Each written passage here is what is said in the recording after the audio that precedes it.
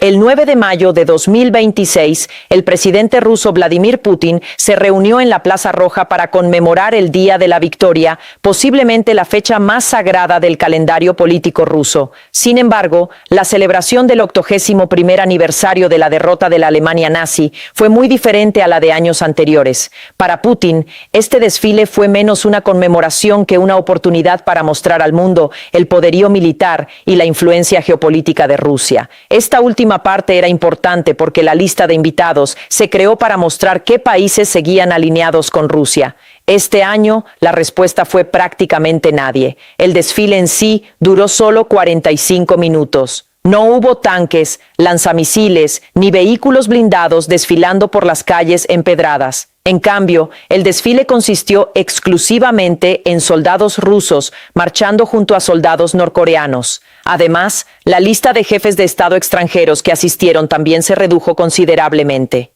El exrey de Malasia, el sultán Ibrahim Iskander, el presidente de Laos, Donglun Sisulit, el presidente de Kazajistán, Kassym-Jomart Tokayev, el presidente de Uzbekistán, Shavkat Mirziyoyev, y el líder autoritario de Bielorrusia, Alexander Lukashenko, asistieron a las festividades en la capital rusa. Mientras tanto, el primer ministro de Eslovaquia, Robert Fico, miembro de la Unión Europea, visitó la tumba del soldado desconocido, ubicada a las afueras del Kremlin, en lugar de asistir a las festividades en la Plaza Roja. Tan solo 3 años antes, en 2023, los 5 presidentes de Asia Central habían viajado a Moscú para acompañar a Putin. Lo repitieron en 2024 y de nuevo en 2025. Para 2026, el primer ministro armenio invitado le comunicó a Putin con un mes de antelación que estaba demasiado ocupado porque se encontraba haciendo campaña en su país. Esos espacios vacíos junto a Putin cuentan en silencio una historia que el Kremlin se empeña en ocultar. Mientras el mundo observa el frente en Ucrania, una catástrofe más silenciosa y lenta se desarrolla a espaldas de Rusia. Un país tras otro, desde el Cáucaso hasta Asia Central y los Balcanes, se está retirando. La alianza que Rusia construyó durante 30 años se está desmoronando. Así es como Putin está perdiendo a sus últimos aliados. ¿Y por qué Moscú empieza a entrar en pánico? Empecemos con Armenia, porque Armenia representa la traición que Moscú jamás imaginó. Durante décadas, Armenia fue un país tan cercano a Rusia como cualquier otro. Albergaba una base militar rusa y dependía de Moscú para su seguridad. También pertenecía a la Organización del Tratado de Seguridad Colectiva, OTSC, la respuesta rusa a la OTAN. Su energía, su comercio, su propia supervivencia parecían estar ligadas al Kremlin. Si Rusia tenía un verdadero aliado en el Cáucaso meridional, ese era Ereván. Luego llegó 2023. Durante años, Armenia había contado con Rusia para que la protegiera en su prolongado conflicto con la vecina Azerbaiyán por la disputada región de Nagorno-Karabaj.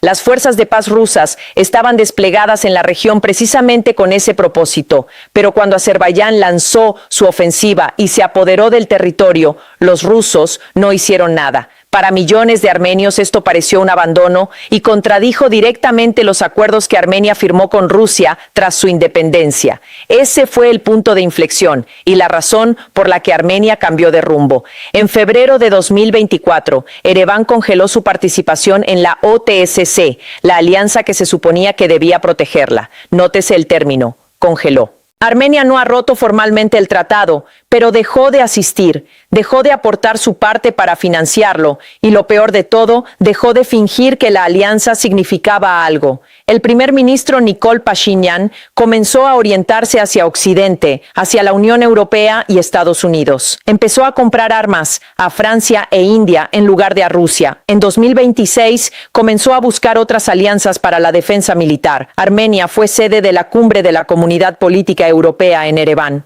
Decenas de líderes europeos viajaron hasta allí. Entre ellos se encontraban el presidente francés Emmanuel Macron y el presidente ucraniano Vladimir Zelensky, el primer presidente ucraniano en pisar suelo armenio en 24 años. Así, Armenia, que podría decirse que fue un antiguo estado satélite de Rusia, extendió la alfombra roja al líder que Rusia intenta destruir.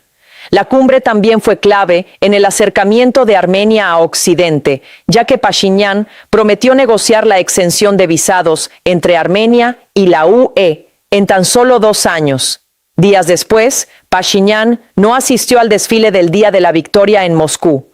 Los funcionarios rusos arremetieron contra Armenia, acusándola de difundir declaraciones antirrusas y de actuar en contra del espíritu de las relaciones entre ambos países. El propio Putin sugirió que Armenia celebrara un referéndum sobre su futuro europeo y acto seguido comparó ominosamente a Armenia con Ucrania, recordando que, según él, la guerra en Ucrania comenzó con el intento de Kiev de unirse a la UE. Más que un consejo, fue una amenaza. Pero esto es lo que debería preocupar más a Moscú. A finales de mayo, el secretario de Estado estadounidense, Marco Rubio, aterrizó en Ereván. Junto al ministro de Asuntos Exteriores armenio, Ararat Mirzoyan, firmó un acuerdo de asociación estratégica integral entre Estados Unidos y Armenia. Esto sentó las bases para un acuerdo denominado Ruta Trump para la Paz y la Prosperidad Internacionales, TRIP. Básicamente, se trataría de un corredor de tránsito que atravesaría Armenia y Azerbaiyán, constituyendo la base para un acuerdo de paz entre ambas naciones, algo que Rusia no ha logrado concretar en una década. Peor aún, el acuerdo sobre los aspectos de los derechos de propiedad intelectual relacionados con el comercio, ADPIC, también da prioridad a los proyectos que procesan y exportan el mineral extraído en Armenia dentro del país, en lugar de enviarlo a China. Esto podría aislar tanto a Rusia como a China de valiosos recursos y otorgar a la OTAN acceso a una infraestructura de transporte vital que conecta Asia Central con Europa. De un solo golpe, Rusia perdió no solo un aliado, sino también parte de su control sobre el Cáucaso, el acceso a los minerales y parte de su capacidad para transportar mercancías a través de Asia Central, o al menos para controlar el destino de dichas mercancías. Pero si Armenia se retira, Kazajistán queda prácticamente fuera del control de Moscú. Cabe recordar que Kazajistán es el país más grande de Asia Central y posee la frontera terrestre continua más extensa del mundo con Rusia. Como parte de la antigua Unión Soviética, también cuenta con una importante población de etnia rusa en el norte. Y es precisamente a este último punto al que recurren los nacionalistas rusos cuando empiezan a cuestionar si un vecino realmente merece ser independiente, como ocurrió con Ucrania en la década anterior. Desde 2022, estas voces se han alzado con más fuerza, cuestionando abiertamente las fronteras de Kazajistán y su derecho a existir como Estado soberano. Tokayev, presidente de Kazajistán, ha protagonizado uno de los equilibrios más delicados de la geopolítica moderna. No ha roto con Moscú, sigue reuniéndose con Putin y mantiene a Rusia como el principal socio comercial del país en materia de importaciones. Pero esa cifra solo se refiere a las importaciones. Por otro lado, Tokayev se ha negado discretamente a seguir al Kremlin hacia el abismo. Kazajistán nunca ha reconocido las repúblicas títeres rusas en el este de Ucrania, amparándose en el derecho internacional. Rechazó una mayor integración militar en el marco de la OTSC y ha trabajado con cautela para evitar convertirse en una laguna legal que Rusia pudiera utilizar para eludir las sanciones occidentales. En cambio, el comercio de exportación de Kazajistán se centra en China e Italia. Al mismo tiempo, el país ha intentado estrechar lazos con Turquía, firmando un acuerdo en 2022 para ensamblar drones turcos bajo licencia. Asimismo, en otoño de 2025 presentó el Tamas 8x8, un vehículo de combate de infantería que combina diseños turcos y chinos, prescindiendo por completo de Rusia como proveedor militar. Mientras tanto, el presidente de la Asociación de Empresas de la Industria de Defensa de Kazajistán, que supervisa el complejo militar industrial del país, afirmó que los estándares de la OTAN eran más modernos y seguros. Además, está la estrategia geopolítica. En una reunión de 2023 con Putin y otros altos funcionarios rusos, Tokayev pronunció parte de su discurso en kazajo en lugar del ruso tradicional. En respuesta a todo esto, Rusia interrumpió abruptamente el flujo de petróleo kazajo hacia Alemania a través del ramal norte del oleoducto Druzhba. Esta ruta abastecía la refinería de Shuite, de vital importancia estratégica, que suministra combustible a Berlín y la región circundante. Moscú alegó razones técnicas vagas que casi nadie creyó. Alemania disponía de alternativas de suministro, pero la medida generó preocupación en la refinería de Shuite. Sin embargo, Kazajistán no cuenta con la infraestructura necesaria para transportar el petróleo por oleoducto de forma independiente. El mensaje era simple: si te cruzas en nuestro camino, te haremos daño. Pero aquí está el giro. Ahora la ventaja es mutua. Un tribunal del Centro Financiero Internacional de Astana autorizó a la empresa energética estatal ucraniana Naftogaz a reclamar activos de Gazprom por un valor aproximado de $1.400 millones. Esta fue la primera vez que un tribunal extranjero autorizaba públicamente la ejecución de un laudo arbitral en otro país. Cabe mencionar que el gobierno de Kazajistán se distanció rápidamente del caso y su Ministerio de Justicia insistió en que no ejecutaría la sentencia, alegando que dicho tribunal era extraterritorial. Por lo tanto, Tokayev no está a punto de declarar la guerra abiertamente a Moscú, pero sí reflexiona sobre el hecho de que la sentencia se haya producido. Hace unos años, la idea de que un tribunal de un estado aliado de Rusia se pusiera del lado de Ucrania contra Gazprom habría sido impensable. Luego está Azerbaiyán, un país que, en teoría, tenía todos los motivos para mantener buenas relaciones con Moscú. El punto de inflexión se produjo el día de Navidad de 2024. El vuelo J-28243 de Azerbaijan Airlines, un avión de pasajeros Embraer que volaba de Bakú a la ciudad rusa de Grozny, sufrió una avería en pleno vuelo y se estrelló cerca de Akbau, en Kazajistán, causando la muerte de 38 pasajeros. Según funcionarios azerbaiyanos y un creciente número de pruebas, la causa fue el impacto accidental de un misil tierra-aire ruso. Al parecer, el misil fue disparado durante una operación de interceptación con drones sobre Grozny y explotó cerca de la aeronave. Según los informes, al avión dañado incluso se le negó el permiso para aterrizar en aeropuertos rusos y fue enviado a través del mar Caspio, donde se estrelló.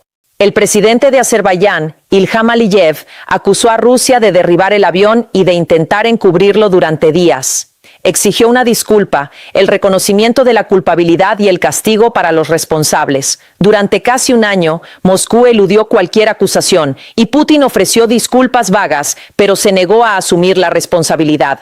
Eso fue así hasta octubre de 2025, cuando Putin finalmente admitió, en una reunión cara a cara con Aliyev, que la culpa era de las defensas aéreas rusas. Para entonces, el daño a la relación ya estaba hecho, pero eso fue solo el principio. En junio de 2025, las fuerzas de seguridad rusas allanaron las casas de azerbaiyanos de etnia en la ciudad de Ekaterimburgo, deteniendo a unas 50 personas en relación con casos de asesinato ocurridos décadas atrás.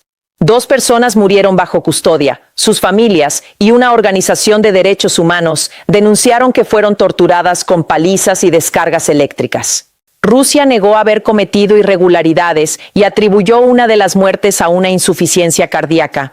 Azerbaiyán canceló eventos culturales rusos en todo el país y se retiró de una reunión parlamentaria prevista en Moscú. Y entonces hizo algo casi inaudito para un supuesto socio del Kremlin. La policía azerbaiyana allanó las oficinas de Sputnik, el medio de propaganda estatal ruso, en Bakú. Detuvo a sus periodistas y acusó a algunos de ellos de ser agentes encubiertos de la inteligencia rusa. Geopolíticamente, Azerbaiyán comenzó a respaldar la integridad territorial de Kiev, proporcionando asistencia humanitaria y energética, y recibiendo a Zelensky para conversaciones sobre seguridad y energía. Mientras Europa se esfuerza por reducir su dependencia del gas ruso, Azerbaiyán se está convirtiendo en el eslabón clave de los corredores energéticos que transportan los recursos de Asia Central y el Caspio a los mercados europeos. Estas rutas evitan por completo a Rusia, algo que Rusia utilizaba anteriormente como moneda de cambio en la región. Desde aquí debemos avanzar hacia el oeste, pero antes asegúrate de estar suscrito a QSM. Publicamos videos diarios sobre las últimas noticias geopolíticas. Volvamos al tema de las alianzas fallidas de Rusia. El primer país occidental que visitaremos es Moldavia. Durante décadas, la base de Rusia en Moldavia fue Transnistria, un pequeño territorio separatista situado en la frontera con Ucrania, ocupado por tropas rusas desde principios de la década de 1990 y sostenido por Moscú desde entonces. El conflicto congelado le proporcionó al Kremlin una posición permanente, una forma de mantener a Moldavia desestabilizada y fuera del alcance de Occidente. Como se puede observar, Moldavia ha intentado cerrar el capítulo de su adhesión a la UE, pero la UE desconfía de los países que no controlan plenamente su territorio. Por ejemplo, Chipre logró ingresar en la UE, pero la legislación comunitaria no se aplica en el territorio del norte turco. En el caso de Moldavia, la UE propuso inicialmente el mismo modelo, pero desde entonces ha cambiado de estrategia y podría exigir la resolución total del conflicto de Transnistria antes de continuar las negociaciones de adhesión. Moldavia ha cambiado las reglas del juego. En lugar de interminables negociaciones sobre el estatus especial de Transnistria, el gobierno de Chisinau ha optado por una estrategia discreta de reintegración. Ha eliminado los privilegios fiscales y aduaneros especiales de los que disfrutaban las empresas transnistrias y ha incorporado gradualmente a la región al sistema económico y jurídico de Moldavia. La Unión Europea respalda este enfoque. La jefa de la diplomacia de la UE, Kaja Kallas, ha llegado a afirmar que la retirada de las tropas rusas de Transnistria debería formar parte de las exigencias europeas a Moscú. Para el Kremlin, esto representa un desastre inminente. Funcionarios moldavos y europeos acusaron a Rusia de intentar interferir en las elecciones parlamentarias de Moldavia de 2025, por lo que la presidenta proeuropea Maia Sandu y sus aliados se mantuvieron firmes. Moscú recurrió a su estrategia habitual de ejercer presión demográfica sobre los países, y Putin firmó un decreto que facilitaba enormemente la obtención de pasaportes rusos a los residentes de Transnistria, eximiéndolos de los requisitos habituales de residencia, idioma e historial. Es una táctica que Rusia ya ha utilizado en Ucrania ocupada y en las regiones separatistas de Georgia. Los ciudadanos fabricados ilegalmente reclaman entonces el derecho a protegerlos y enviar tropas. Pero esta vez hay otro objetivo en juego. El presidente moldavo advirtió que el propósito más probable de la nueva ola de pasaportes masivos no es la protección, sino el reclutamiento. Como ciudadanos rusos, los transnistrios podrían verse obligados a cumplir el servicio militar obligatorio ruso y ser enviados a la guerra en Ucrania. Y es posible que eso no sea algo que los ciudadanos de allí deseen. De hecho, no existe ni una sola encuesta fiable sobre la opinión de la población respecto a la guerra y la posibilidad de unirse a ella. La última encuesta se realizó en 2016 por una empresa encuestadora abiertamente prorrusa sobre la adhesión a la Federación Rusa, un término que se usa para referirse a la integración en Rusia. En dicha encuesta, la población se mostró abrumadoramente a favor de Rusia. Sin embargo, según Carnegie, cuando los habitantes de Transnistria votan en las elecciones moldavas, lo hacen por partidos proeuropeos. Ni siquiera existe consenso sobre el rumbo geopolítico que quiere tomar la región. Esto probablemente significa que hay mucho menos apoyo para ir a la guerra en Ucrania, lo que implicaría que todos los esfuerzos de Rusia serían en vano. Sin embargo, el hecho de que siquiera intente estas tácticas demuestra que está buscando desesperadamente una forma de evitar enviar a su población más valiosa al conflicto. La gente de las grandes ciudades, que hasta ahora se había mantenido al margen de los efectos de la guerra. Finalmente, Rusia contaba con dos aliados en Europa que le permitieron influir directa o indirectamente en la economía y la geopolítica del continente: Hungría y Serbia. Hungría era, sin duda, el gobierno favorito de Putin en la Unión Europea. Bajo el mandato del primer ministro Viktor Orbán, Budapest retrasó las sanciones, bloqueó la ayuda a Ucrania y culpó a Bruselas en lugar de a Moscú. Siempre que la OTAN o la UE intentaban votar, Hungría era un veto seguro para cualquier asunto relacionado con Rusia, retrasando proyectos, si no deteniéndolos por completo.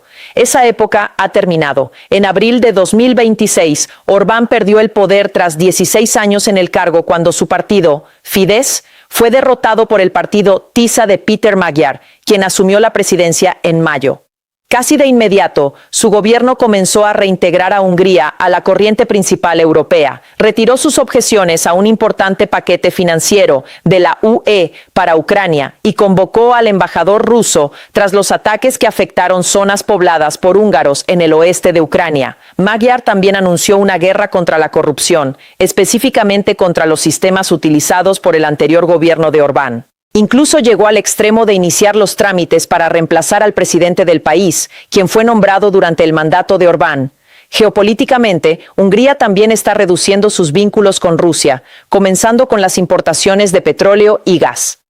Si bien Magyar declaró directamente que no ve posible la completa independencia de Hungría respecto a Rusia, dado que la energía rusa es consistentemente la más barata, planteó el año 2035 como fecha límite para encontrar nuevas fuentes. Y luego está Serbia, quizás el caso más revelador de todos. Durante décadas, Moscú cultivó la imagen de Serbia como una nación hermana, unida a Rusia por ser ortodoxa y eslava. Serbia también albergaba profundos resentimientos contra la OTAN y Occidente, que nunca se resolvieron del todo. Y cuando estalló la guerra en Ucrania, Serbia jugó a dos bandas, permitiendo la entrada de ciudadanos rusos sin visado y luego otorgando miles de permisos de residencia temporales. A finales de 2023, se estimaba que había 200.000 rusos en el país, y para 2025, 64.000 de ellos habían obtenido permisos de residencia para emprender sus propios negocios y continuar sus vidas en un país con estrechos lazos con la UE. Serbia también se negó a sancionar a Moscú,